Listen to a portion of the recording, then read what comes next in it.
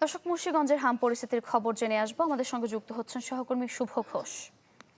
শুভ।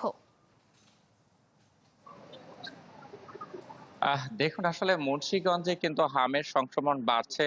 হাসপাতালগুলোতে কিন্তু প্রতিদিনই আসলে শিশুরা কিন্তু অভিভাবকরা শিশুদেরকে নিয়ে ভিড় করছেন। আমরা জেলা স্বাস্থ্য বিভাগের সাথে কথা বলেছি। সবশেষ গতকাল রাতে কিন্তু দুজন শিশুর অবস্থা অবনতি হওয়ায় তাদেরকে ঢাকায় রেফার করা হয়েছে। আমরা সকাল থেকে কিন্তু মুন্সিগঞ্জ জেনারেল হাসপাতালের জরুরি বিভাগ থেকে শুরু করে শিশু ওয়ার্ড ঘুরে দেখেছি।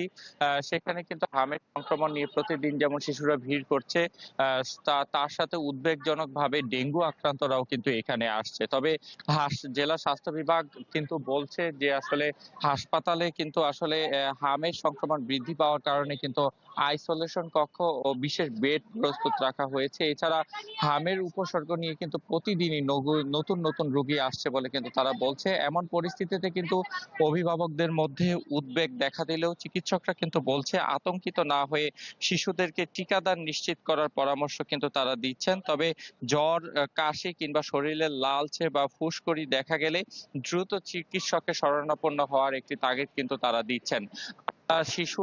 যেসব শিশুরা ভর্তি আছে বা এসে চিকিৎসা নিচ্ছেন, সেসব অভিভাবকদের সাথে কথা বলেছি। তারা বলছে যে আসলে শিশুরা হামে আক্রান্ত হলে তাদের মধ্যে কিন্তু অনেক বেশি যে শারীরিক অবস্থা অবনতির লক্ষণ দেখা দিচ্ছে এবং চিকিৎসকরা বলছে যারা আক্রান্ত হয়ে আসছে সেসব শিশুদেরও আসলে সেরে উঠতে বেশ অনেকটা সময় লাগছে। তবে জেলা স্বাস্থ্য বিভাগ বলছে এখন পর্যন্ত তারা প্রায় লক্ষাধিক শিশুর টিকা কিন্তু আসলে হামের টিকা দিয়েছেন এবং আক্রান্তের সংখ্যাও কিন্তু কয়েক শতাধিক ছাড়িয়েছে।